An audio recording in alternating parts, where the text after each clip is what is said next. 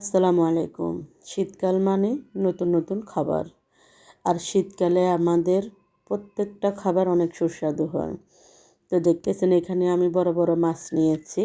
আজকে বড় মাছ রান্না করব।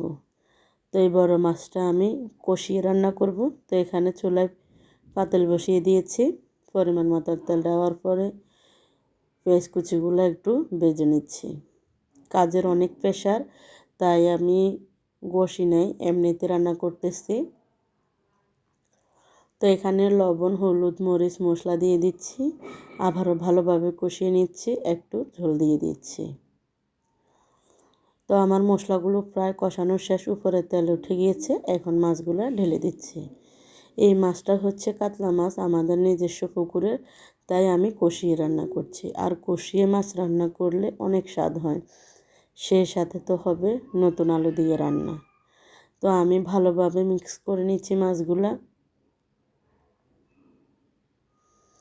মাছের সাইজটা অনেক বড় বড়। শীতকালে আমরা যেভাবেই রান্না করি না কেন, খাবারের স্বাদ অন্যরকম। তো আমি এখন ঢাকনা দিয়ে ঢেকে দিব। ঢাকনা দিয়ে ঢেকে দিয়েছি। এখন আমার মাছ কষানো শেষ হয়েছে, উপর দিয়ে আলুগুলো আমি দিয়ে দিচ্ছি। আসলে কিন্তু নতুন আলু দিয়ে দেশি মাছ রান্না করলে অনেক স্বাদ হয়। তো আমি সচরাচর আপনাদের সাথে আমার ডেলি ব্লগগুলো, আমার ডেলি রান্নাগুলো শেয়ার করে থাকি। তো আমার ভিডিওগুলো আপনাদের কেমন লাগে অবশ্যই একটি কমেন্ট করে জানাবেন। এখানে আমি দেওয়ার পরে একটু জল দিয়ে দিয়েছি। তো আমার রান্না প্রায় শেষ। এখান দিয়ে আমি উপর দিয়ে টমেটো ছিটিয়ে দিচ্ছি। আমি টমেটোগুলো এইভাবে দেওয়ার পরে খাওয়ার সময় একটা করে খেতে পারি, খেতে অনেক ভালো লাগে। তো ধনিয়া পাতাটা কুচি করে দিয়ে দিচ্ছি। ওয়াও, কালারটা খুব সুন্দর, মাশাআল্লাহ। দেখতে তো দারুণ লাগছে, খেতে অনেক দারুণ লাগছে।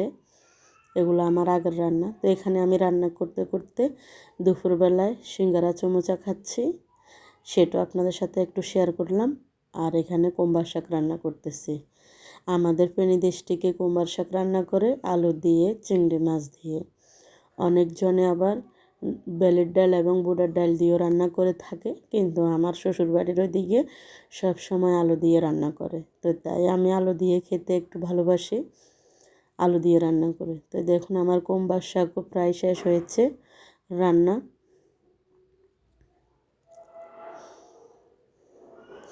ভালোভাবে একটু মিক্স করে নিচ্ছি। আপনারাও আলু দিয়ে ট্রাই করে দেখবেন, খেতে অনেক স্বাদ।